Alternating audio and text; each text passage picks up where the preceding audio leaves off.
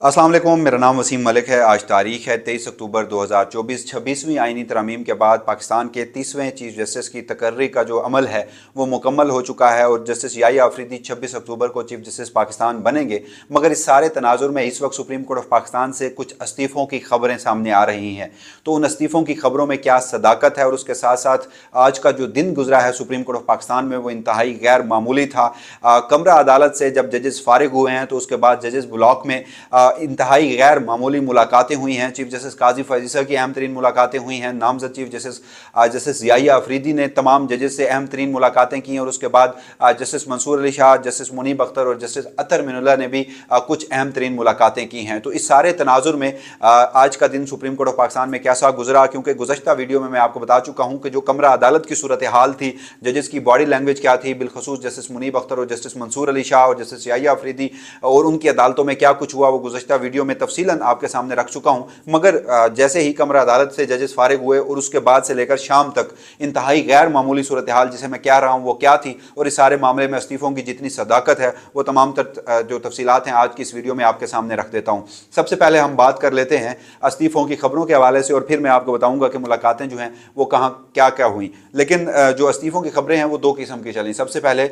जो इस मुल्क में बाखबर सिक्योरिटी ज़राए से टीवी चैनल्स पर खबरें चलती हैं और उसके बाद वो सोशल मीडिया पर शेयर होती हैं, डिस्कस होती हैं, इसलिए आपको समझना ज़रूरी है कि जहां आप सिक्योरिटी ज़राए की खबरें सुने आपको समझ जाना चाहिए कि ये खबरें फीड की गई हैं इस्टेब्लिशमेंट की तरफ से टीवी चैनल्स को और ये उनकी ख्वाहिश है जिसको वो खबर बनाकर पेश कर रहे हैं और उनके कोई ना कोई जो नताइज हैं वो मकसूद होते हैं। यहाँ पर नताइज मकसूद थे जस्टिस मंसूर अली शाह और जस्टिस मुनीब अख्तर के इस्तीफ़े के। और जो दूसरी खबर सामने आई थी वो ये थी कि जस्टिस याहिया अफरीदी जो हैं उन्होंने इन दो जजेस से जो कि सुपर सीड हुए हैं उनसे इस्तीफ़ा तलब कर लिया। तो मैं आपको कुछ सोर्सेज से बात करके ये इस वक्त लम्हे मौजूद तक ये सूरत हाल बता सकता हूँ कि जो दोनों सूरतें हैं कि या तो जस्टिस मंसूर अली शाह और जस्टिस मुनीब अख्तर अब कुछ फैसला कर चुके हैं कि वो खुद से मुस्ताफ़ी हो रहे हैं या उन्हें जस्टिस याहिया अफरीदी ने इस्तीफ़े का मुतालबा किया है। ये दोनों खबरें जो हैं उनमें कोई सदाकत नहीं है, क्योंकि इसकी जो बुनियादी वजह वो मैं आपको बता देता हूँ। कुछ हमारे सहाफ़ी दोस्तों की जानिब से ये दावा किया गया कि जो सुपर सीड होने वाले जजेस हैं उनसे नामजद चीफ जस्टिस याहिया अफरीदी ने इस्तीफ़ा ले लिया है। तो वो कहानी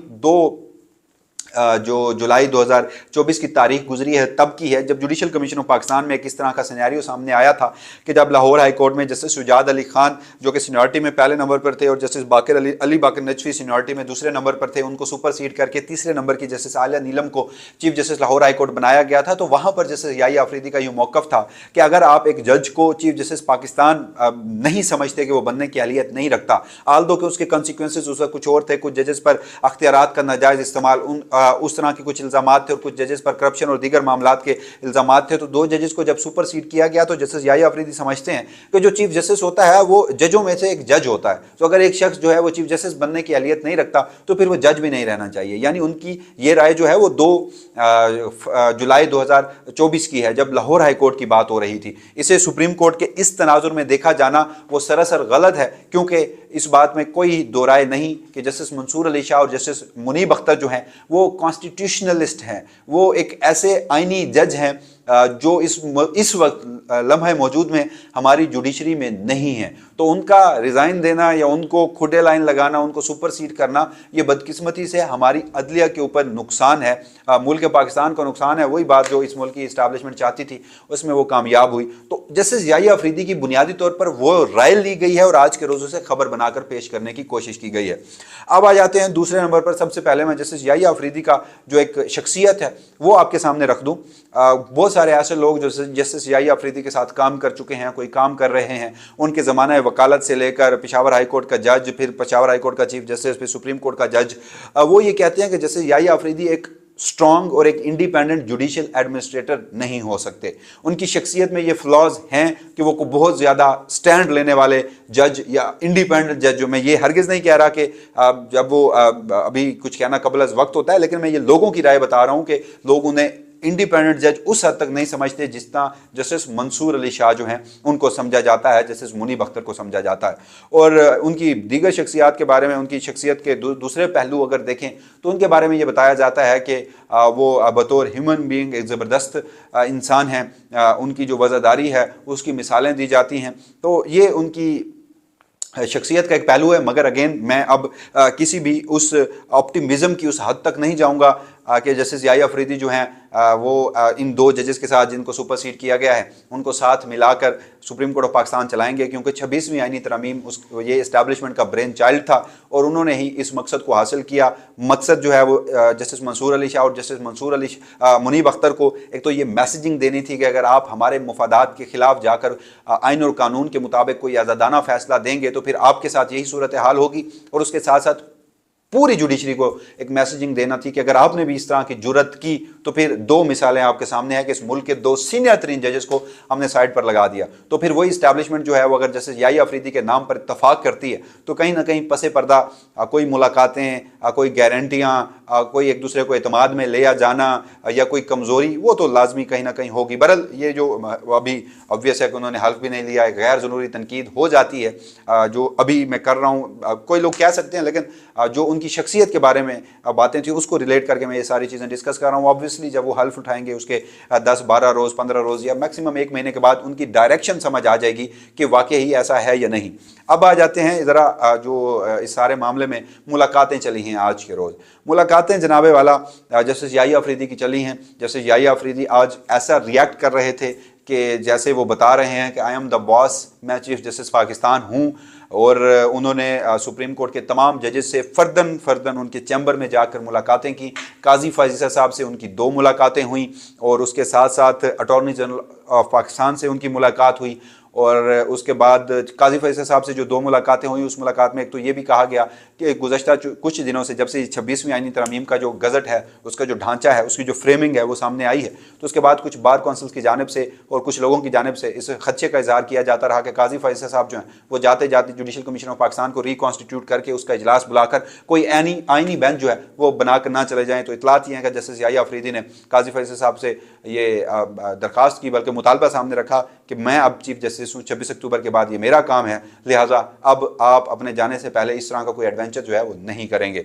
और दूसरी अहम तरीन बात वो ये है कि काजी फैसल साहब जो हैं वो भी आज के रोज़ मुलाकातें करते रहे। मुलाकातें उनकी लॉ मिनिस्टर आज़म नज़ीर तारड़ वो आज सुप्रीम कोर्ट ऑफ पाकिस्तान में पहुंचे, उनसे उनकी मुलाकातें हुई, और उसके बाद जो दीगर मुलाकातें हैं जिनमें उन्होंने जैसे याहिया अफरीदी से 2 मुलाकातें की, अटॉर्नी जनरल ऑफ पाकिस्तान से मुलाकातें की। मगर जस्टिस याहिया अफरीदी जैसे मैंने आपको बताया कि वो आज ऐसे बिहेव कर रहे थे कि जैसे वो चीफ जस्टिस पाकिस्तान बन चुके हैं। उन्होंने सुप्रीम कोर्ट ऑफ पाकिस्तान के तमाम जो सेक्शंस हैं उनकी जो टॉप टियर के लोग हैं, ओहदेदार हैं, जो अफसरान हैं, उनको बुलाया, उनसे ब्रीफिंग ली और फिर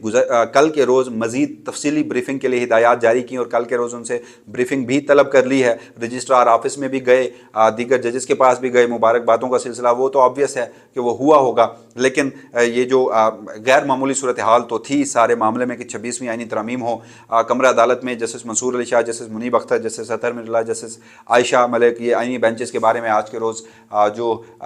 उन्होंने कुछ नहीं भी कहा, बहुत कुछ कह भी गए। आईनी बेंचेस के हवाले से वो क्या राय रखते हैं, उनकी बॉडी लैंग्वेज क्या थी, तो सारे तनाजुर में आज की जो मुलाकातें थी वो इंतहाई गैर मामूली जो हैं वो समझी जा रही थी। उसके अलावा जो इस्तीफ़ों की खबर है उस हवाले से ज़रा वीडियो के अख्ताम पर मैं एक और कमेंट करता जाऊँ कि ये खबर थी कि जस्टिस मंसूर अली शाह, जस्टिस याहिया अफरीदी इस्तीफ़ा देने को सोच रहे हैं, और अगर ये इस्तीफ़ा देंगे तो इनके साथ दीगर जज साहिबान जो हैं वो भी शामिल होंगे।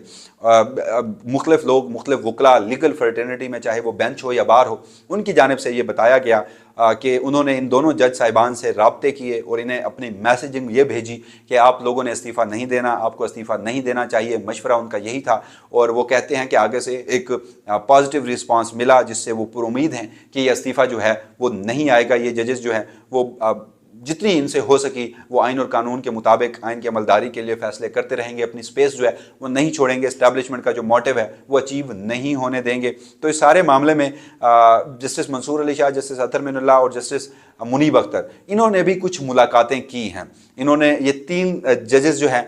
ये ग्रुप की सूरत में मुख्तलिफ जजेस के चैम्बर में जाते रहे हैं, उनसे मुलाकातें करते रहे हैं। तो जहाँ इस्तीफ़े वाली बात थी, मुमकिन है कि अंडर कंसिडरेशन हो, अभी वो सोच रहे हों, या 3 जजेस का जाना, क्योंकि एक जज का दूसरे जज के चैम्बर में जाना मामूली सी बात है, जजेस ब्लॉक में ये लोग आपस में मिलते रहते हैं, टी रूम में इनकी मुलाकातें होती हैं, सेरेमोनियल हॉल में इनकी मुलाकातें होती हैं, बेंचेस में ये लोग इकट्ठे बैठते हैं, मगर वो जजेस जिनके बारे में ये कहा गया कि ये सुपरसीड किए गए हकीकत है, और जस्टिस अतर मिनुल्लाह जो कि इस मुल्क की फौजी इस्टेब्लिशमेंट और वफाकी हुकूमत के साथ साथ काजी फैसल साहब की जो सहूलतकारी थी, इंडिपेंडेंस ऑफ जुडिशरी पर जो हमला था,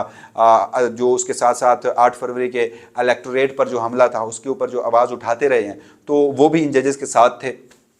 तो वो अगर गए हैं तो एक गैर मामूली मुलाकात जो है वो ज़रूर हो सकती है। बहरहाल इन तमाम प्रोस्पेक्टिव में से क्या कुछ निकलता है, पिक्चर जो है वो मज़ीद क्लियर हो जाएगी। तो ये सुप्रीम कोर्ट ऑफ पाकिस्तान की आज के रोज़ की गैर मामूली सूरत हाल, जजेस के इस्तीफ़ा, मुलाकातें और दीगर सूरत हाल जो है वो होती रही। इस हवाले से मज़ीद फर्दर क्या डेवलपमेंट होती हैं, 26वीं आईनी तरमीम चैलेंज होती है या नहीं होती, क्योंकि आज के रोज़ सुप्रीम कोर्ट ऑफ पाकिस्तान में कुछ ऐसे जो कॉन्स्टिट्यूशनल लॉयर्स हैं, मुल्क के बड़े नाम हैं, वो भी सुप्रीम कोर्ट ऑफ पाकिस्तान में पाए गए। ग़ालिबन ये इंतज़ार किया जा रहा है कि काजी फैसल साहब जो हैं वो जाएँ, क्योंकि वकला काजी फैसल साहब के जाने को एक बहुत बड़ी कामयाबी समझ रहे हैं, और वो समझते हैं कि अगर वो जाते हैं तो उसके बाद ही अगर ये मुमकिन आईनी तरमीम जो हैं ये चैलेंज की जानी है तो वो चैलेंज की जाएंगी जब तक जुडिशल कमीशन ऑफ पाकिस्तान का जो इजलास है वो भी तलब कर लिया गया होगा, आईनी बेंचेस की जो तश्कील है वो भी हो चुकी होगी। तो अब जो दूसरा मरहला है, पहला मरहला तो चीफ जस्टिस की तकर्री था, नामजदगी का अमल था, दूसरा जो मरहला है वो आईनी बेंचेस की तश्कील है। तो वो मरहला, उसमें क्या सूरत हाल होती है, कल के रोज़ सुप्रीम कोर्ट ऑफ पाकिस्तान में अगर कुछ गैर मामूली होता है तो वसीम मलिक अपने इसी प्लेटफॉर्म से आपको आगाह रखेगा। तब तक के लिए मुझे दीजिएगा इजाज़त। अल्लाह निगहबान।